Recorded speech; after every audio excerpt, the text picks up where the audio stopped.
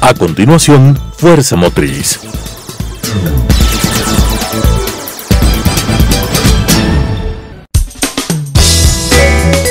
Clasificación A. Apto para todo público.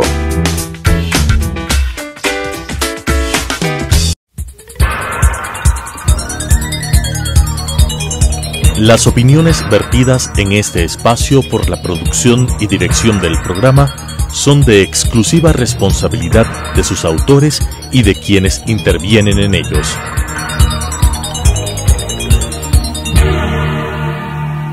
Telesucesos Canal 29 UHF presenta Fuerza Motriz, con temas de interés del sector automotor, estadísticas e industria automotriz, entrevistas a empresarios, curiosidades y consejos, con la conducción de Pablo Ordóñez y con el respaldo de AEADE, Asociación de Empresas Automotrices del Ecuador. Fuerza Motriz. Hola, ¿qué tal? Bienvenidos a su programa Fuerza Motriz, un programa de entrega semanal en donde hablamos sobre diversos aspectos en relación a la movilidad, el medio ambiente, el tránsito vehicular, la contaminación también y todo aquello que ustedes, los ciudadanos, tienen preocupaciones, sobre todo dentro del distrito metropolitano. Un espacio que debemos destinar también es a todo aquello que tiene relación a los controles, todo aquello que tiene que ver con el antifraude. Hablamos mucho de la corrupción y la pregunta que hacemos es ¿qué estamos haciendo nosotros, los individuos? ¿Qué estamos haciendo los gremios para evitar que esto ocurra? Para este efecto hemos invitado a una persona que creemos tiene un conocimiento amplio, es la MBA doctora Grace Álvaro, quien es actualmente socia fundadora de IDEA Consulting FIL Compañía Limitada. Tiene una amplia trayectoria la doctora Grace Álvaro, cuenta con más de 16 años de experiencia en empresas multinacionales y locales, lideró proyectos de auditoría interna, control interno, prevención, detección e investigación de fraudes organizacionales, finanzas y control interno, en fin, diversos aspectos de prevención, que es lo fundamental. Lo más importante no es corregir el problema una vez que ocurre, lo más importante tiene relación con la prevención, lo que ocurre antes de un siniestro. Hemos hablado en los temas de accidentes de tránsito y siempre hablamos de la prevención del siniestro y no de la corrección una vez que ya las personas han tenido un accidente o han fallecido. ¿Qué tan común es el fraude en los concesionarios? Se oye, se habla de la corrupción. Bienvenida a nuestro programa. Muchas gracias, Pablo. Sí, la verdad es que los concesionarios en realidad sí hablan del tema de fraude, sí hay un tema que hay oportunidades de mejora, no como en todas las industrias en realidad. No es un tema puntual de concesionarios, sino que es en todas las industrias. Entonces, efectivamente, el fraude es más común de lo que uno cree en realidad. Entonces, lo importante de todo esto es que definamos desde el inicio qué es fraude. ¿Por qué digo esto? Porque para muchas empresas, en realidad muchas industrias, a veces se convierte en una práctica común algunas cosas que no están bien. Entonces, por ejemplo, vámonos al tema de la industria automotriz, por ejemplo, ¿no es cierto? En general, concesionarios, que es el tema.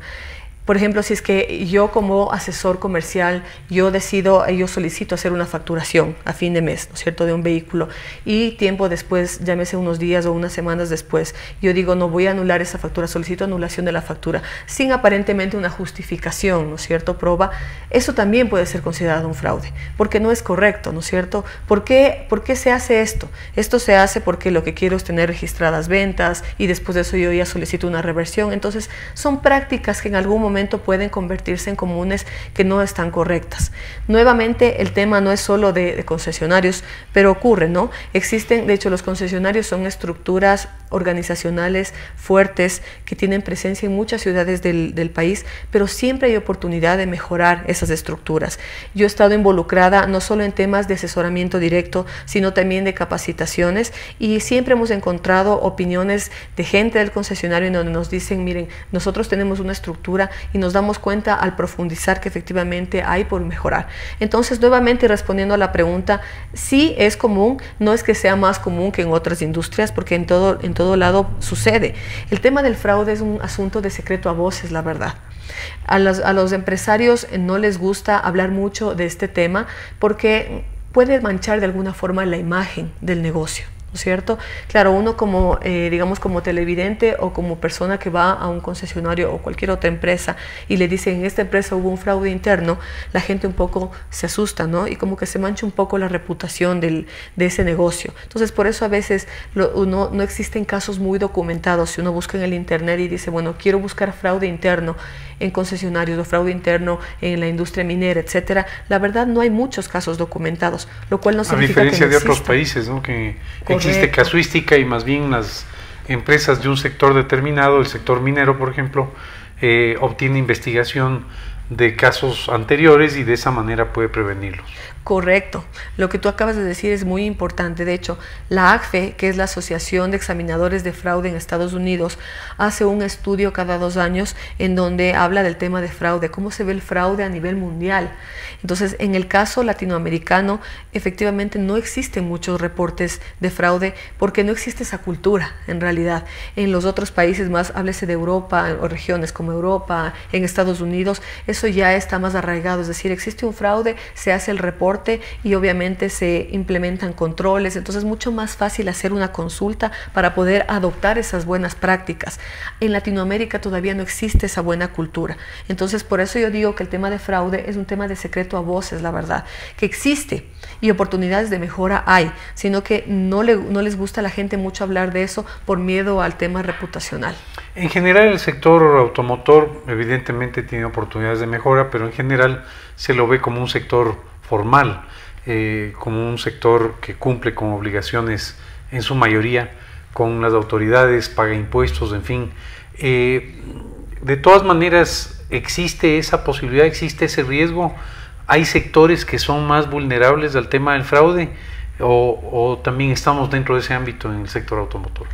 También se está dentro de ese ámbito en el sector automotor. ¿Por qué?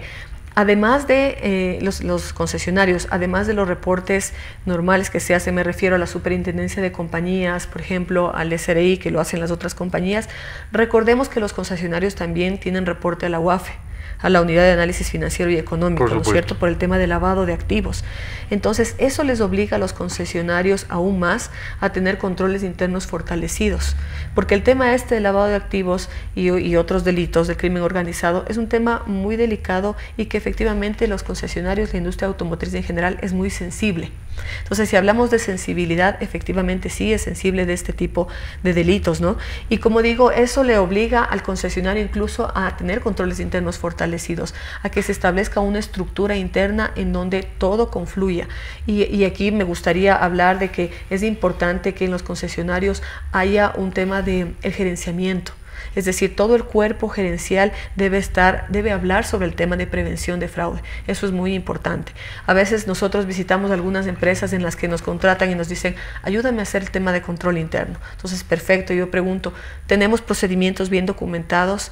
¿La gente conoce sobre cuáles pueden ser los posibles esquemas de fraude dentro del concesionario? Y a veces esto no ocurre. Entonces, una de las primeras cosas y de las técnicas de prevención de fraude que existe es hablar sobre aquello.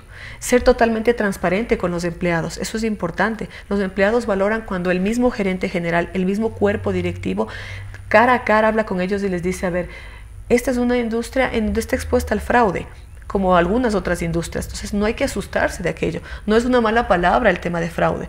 Al contrario, el fraude, hablar de fraude lo que hace es protegerle a la empresa de que eso ocurra. Entonces, empleados bien entrenados son aquellos empleados en los que pueden coadyuvar en combatir el fraude interno. Entonces, eso es la primera parte que es muy importante. Tú mencionaste en una de tus respuestas del tema relativo a la cultura. Los ecuatorianos en general y dependiendo de la provincia de donde estemos, consideramos que muchos de estos temas son temas de práctica común. No pasa nada, esto es normal. ¿Cómo hacemos para cambiar esa cultura? Hay otros países un poco más desarrollados donde el tema de fraude es parte de la cultura, el tema de prevención es parte de la cultura. Sin embargo, acá el no pasa nada hace precisamente que sí pase. ¿Cómo hacemos para cambiar la cultura? Y más aún, en ciertas provincias hay está mucho más marcado el tema del no pasa nada. ¿Cómo ves tú este tema cultural?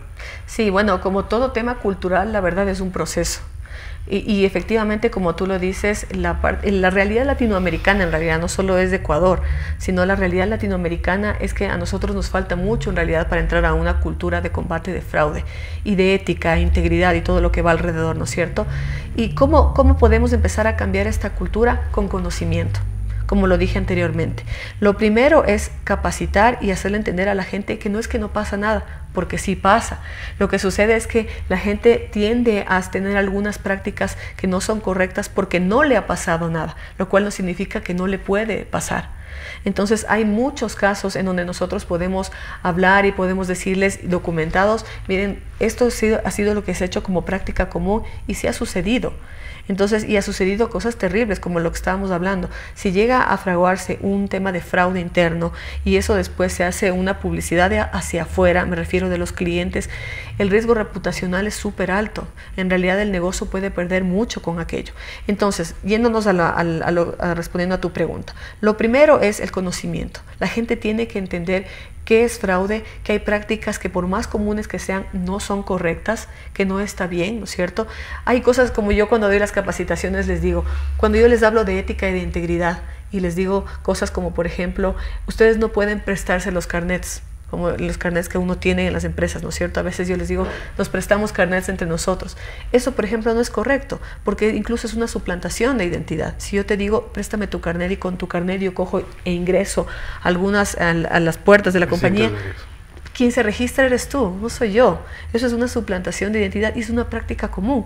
Entonces, este tipo de cosas que parecen sencillas, que es una cosa obvia, a veces la gente ya lo hace como práctica común. Entonces, fíjate que esto estamos hablando ahora. Entonces, esto es lo que se hace en las capacitaciones cuando se le hace una concientización a las personas de lo que no está bien, de lo que no es correcto. Ese es el primer paso. Suplantación de identidad que también se daba mucho y se da mucho en las empresas cuando se utilizaba el sistema de Cardex de ingreso en los horarios de trabajo. Ahora, correcto, afortunadamente con los sistemas de huella digital ya es difícil que puedan suplantar la huella digital, ¿no? Correcto, correcto. Pero fíjate que esto de la suplantación también funciona en los sistemas informáticos, ¿no? Por ejemplo, eso de que yo te presto mi clave. Préstamos de claves. Se prestan las claves, por alguna razón yo no pude ir, no te preocupes, yo te doy la clave y me das haciendo. Entonces eso es un tema grave. Yo les he dicho que hemos tenido personalmente casos en los cuales se ha fraguado con fraudes y claro, cuando vamos a ver quién ha hecho, es la persona X, le decimos, oiga, usted no, es que yo le presté la clave, lo siento. La persona dueña de esa clave es la responsable, no es que yo le presté ese día. Entonces, esto es un ejemplo en donde hay prácticas comunes que no son correctas. Entonces, comenzamos con un tema de capacitación a la gente, ¿no es cierto? Diciéndole esto no es correcto y entendiendo cuáles son las consecuencias, haciéndoles entender a la gente cuáles son las consecuencias de aquello. Después de eso viene un tema de un cuerpo normativo, algo que sea consistente atrás y que digamos, soporte este tipo de situaciones. Entonces, ¿qué pasa si, por ejemplo, una persona en una compañía X o en cualquier lado, en un concesionario, hace un acto que no es ético, ¿no es cierto? Estableciendo que es ética, ¿no es cierto? Si es que eso sucede, tiene que haber... Definiendo la ética, porque también tenemos discrepancias entre las empresas y los ciudadanos en la definición de ética y principios, ¿no? Es fundamental aclarar eso, porque sí, la ética para unos puede ser una cosa y para otros otra cosa. Exacto, por eso es que hablábamos hace un inicio y decía, hay que definir lo que es fraude, ¿no es cierto? Porque para unos es uno y para otros es otra cosa. Entonces, efectivamente, una vez que ya se define, como tú decías, lo que es ética, lo que es integridad, lo que se puede considerar como un fraude, entonces tiene que haber un cuerpo normativo que soporte, es decir, una política antifraude. Eso deben tener las empresas y los concesionarios. Entonces, esa política antifraude, ¿qué determina? Determina qué hacer si efectivamente hay una alerta de fraude, ¿no es cierto? Se levanta ahí alguna situación en la que nosotros pensamos que puede haber un fraude, ¿qué hago? Entonces, eso tiene que estar claramente documentado porque debe haber un protocolo de investigación en donde se levanta, a quién se comunica, cómo se guarda la confidencialidad, una vez que se hace la investigación, cómo se hace el reporte, ¿no es cierto?, a quién se debe comunicar estas situaciones. Entonces, eso se hace a través de una política. Y cuando yo hablo de cuerpo normativo me refiero a todo lo que está alrededor. Reglamento interno de la compañía, unos procesos bien documentados, manual de funciones. Algo que es muy muy importante para las empresas que debería ser considerado son las políticas de recursos humanos. Un control preventivo fundamental es la selección de personal, por ejemplo. Entonces, revisar un poco de dónde viene la persona, corroborar lo que dice en la carpeta, ¿no es cierto? Que vengo de un trabajo X, hacer una verificación telefónica de, bueno, usted trabajó este empleado en su empresa, cuénteme un poco más, deme referencias, ¿no es cierto? Entonces, y en el tema de las referencias es importante, quien pone en su carpeta las referencias, pone las referencias de aquellas personas que van a hablar bien de esa persona. En este proceso de selección, generalmente, las malas referencias no constan en la hoja de vida. Claro, eso es verdad. Esa perspicacia es muy importante en el proceso de selección, ¿no? Sí, eso es totalmente cierto. Otra política importante, importante en recursos humanos es el proceso de inducción, por ejemplo. Porque ya una vez que ingresa una persona a la compañía, es importante que tenga un manual de funciones para que sepa cómo deben hacerse las cosas. Porque suele suceder en las empresas, hay mucha informalidad y ahí es donde sucede que llega una persona y le dice, bueno, aprende de tal otra persona. Y claro, esa persona tiene su forma de hacer las cosas. Y sus fallas. Y luego quizás eso se considera que es normal el prestar la clave, por ejemplo, ¿no? Exacto. Y ya a ese nuevo recurso le enseña que prestar la clave es normal. Le transmite. Entonces eso es como una plaga y vuelve y luego viene otra vez. Entonces a veces nosotros vemos las formalidades como los procesos, los manuales de funciones como una carga, ¿no? O sea, como que tengo que actualizar otra vez el proceso. Pero fíjense que es importante. Nosotros, de la experiencia que hemos tenido en algunas empresas en donde hemos implementado sistemas de control interno, esto es fundamental. Es fundamental.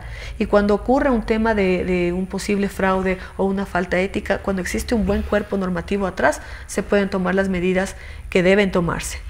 Hay otro aspecto que está dentro de la cultura. Dos aspectos fundamentales de un empleado. La primera es, a mí no me dijeron.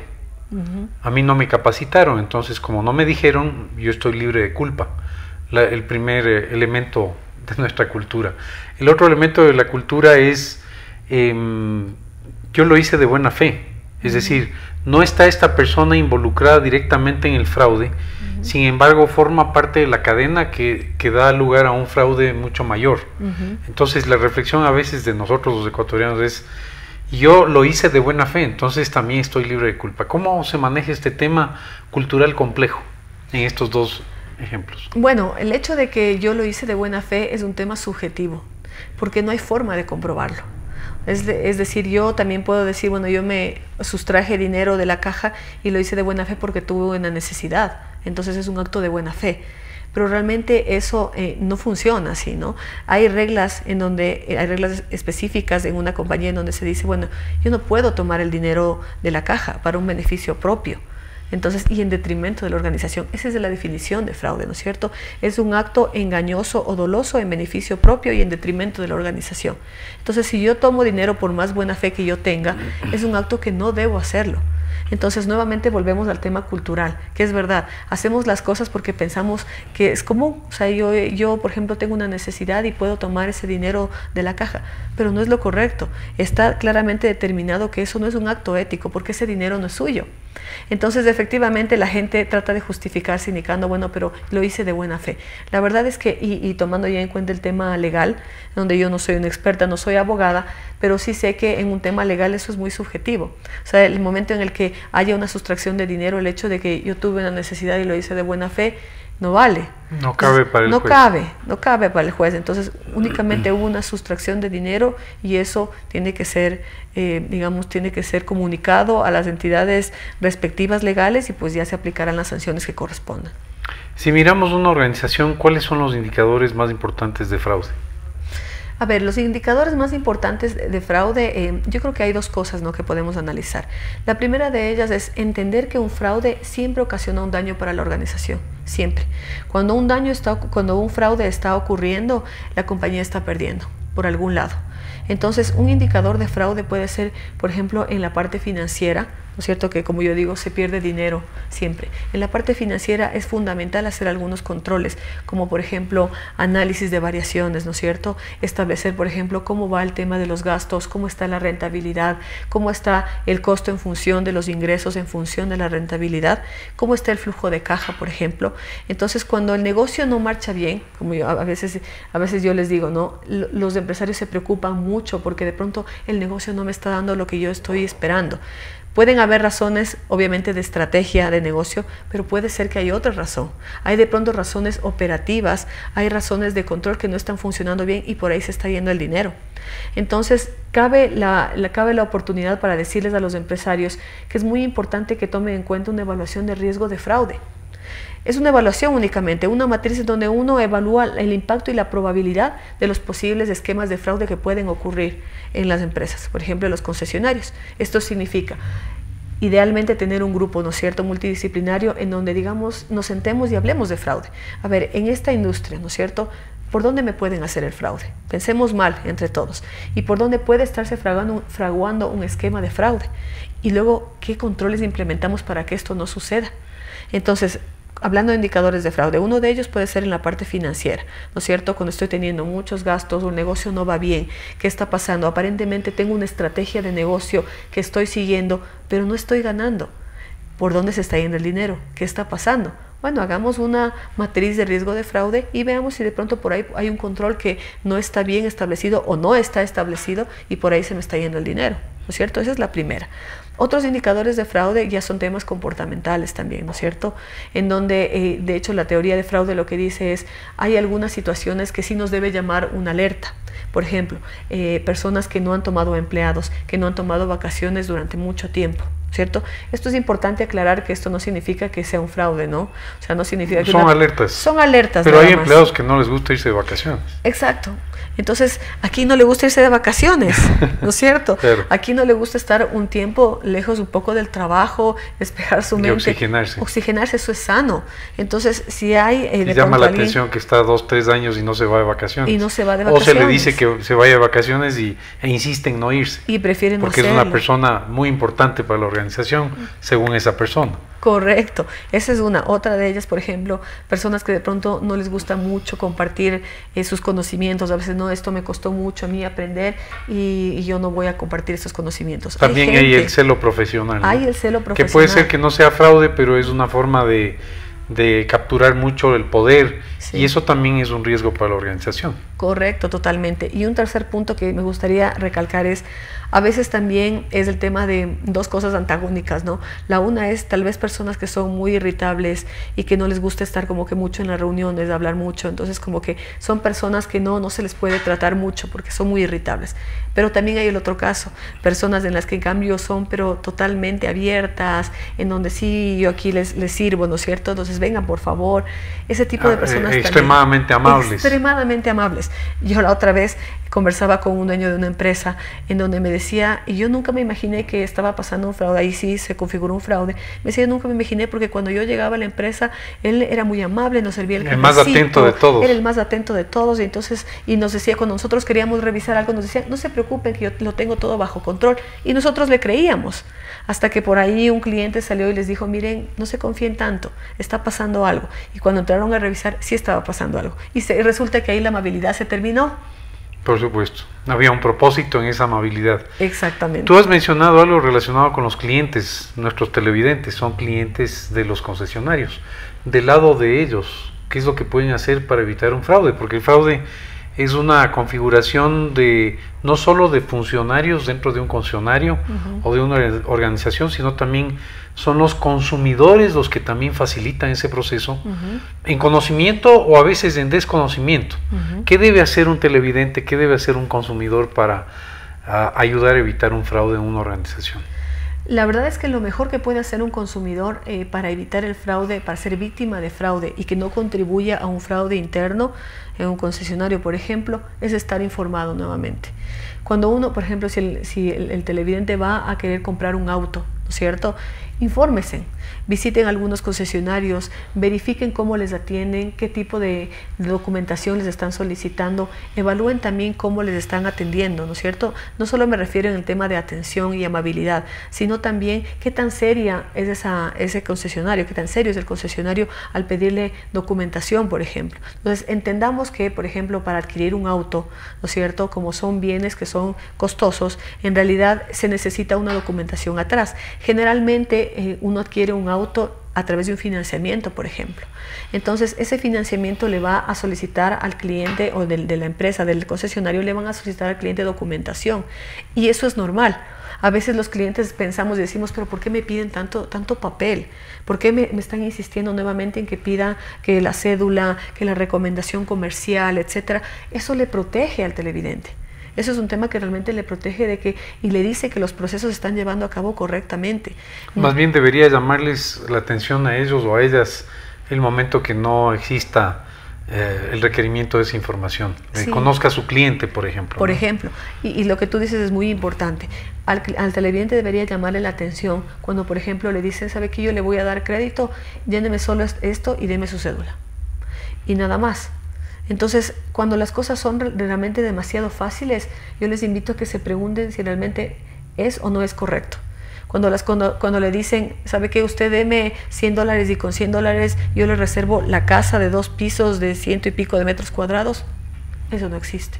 ¿Sí? Por no supuesto, y menos aún si ese adelanto de $100 es en efectivo. Es en efectivo. No existe evidencia a través de la caja del concesionario, sino que es una transacción privada entre 2 personas. Lo que tú dices es fundamental y me permite aclarar nuevamente con los televidentes. El tema del efectivo, a veces dar dinero en efectivo, la gente es muy confiada, ¿no es cierto? Y dice, sí, yo le doy $100 en la mano y nos dan un recibo. Déjenme decirle que el recibo que se nos da, que es un papel en donde dice yo recibí ese dinero, muchas veces ya legalmente eso no nos ayuda en nada.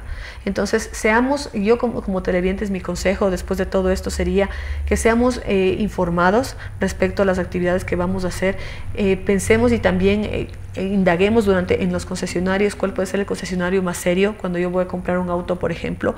Dudemos de aquellas cosas que son demasiado simples y demasiado sencillas, ¿no es cierto? Porque todo debe tener un proceso, más aún cuando se va a adquirir un auto, en donde es un bien que tiene un dinero, ¿no es cierto? Que cuesta un dinero y es un sacrificio para la persona que va a adquirir, entonces tiene que ponerlo en manos serias. Entonces eso es importante desde el punto de vista del televidente. Ha estado con nosotros la doctora Grace Álvaro, con quien hemos conversado sobre el tema del programa antifraude, concentrándonos un poco en el concesionario. Algo importante para Fuerza Motriz es contribuir al tema de la corrupción.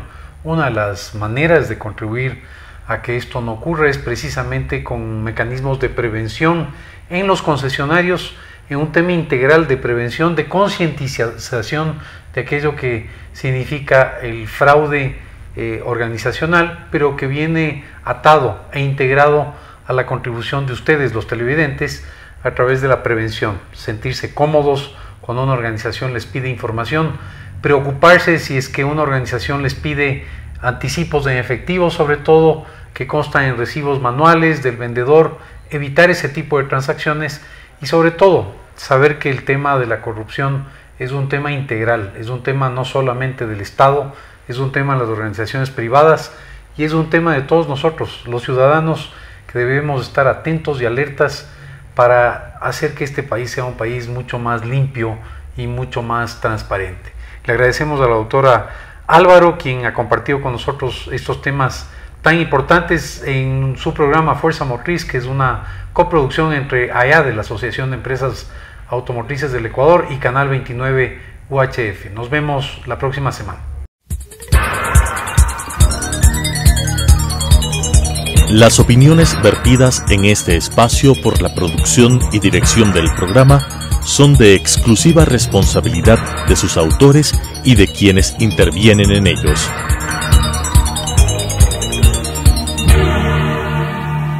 Telesucesos Canal 29 UHF presentó Fuerza Motriz, con temas de interés del sector automotor, estadísticas e industria automotriz, entrevistas a empresarios, curiosidades y consejos, con la conducción de Pablo Ordóñez y con el respaldo de AEADE, Asociación de Empresas Automotrices del Ecuador.